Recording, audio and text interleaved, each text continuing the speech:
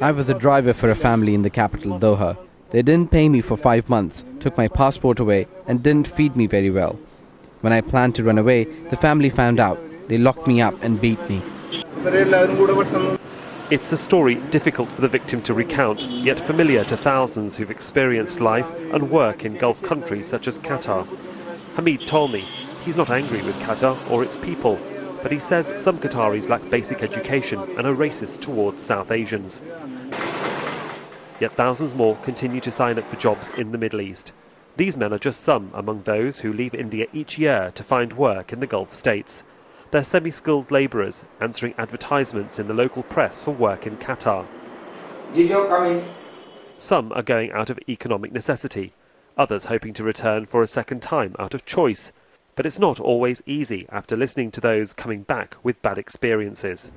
I've heard horror stories of how some workers have been treated, but my family are depending on me financially. I've done some research on the company I hope to work for, and I'm taking the advice of the agency too, so I hope for the best.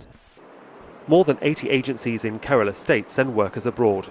Many of the labourers who end up in the Gulf come from the town of Javagad.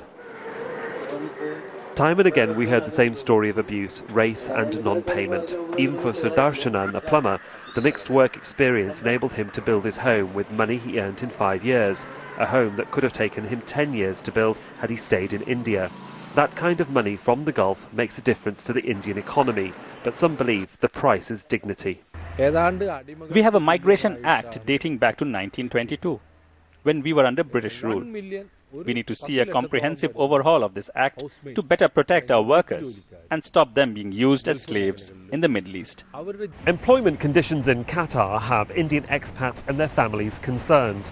New Delhi continues to draw Doha's attention to issues of physical abuse and non-payment of salaries. For that to end, someone in Qatar's corridors of power will have to listen. Sohail, Rahman, Al Jazeera, Kochi.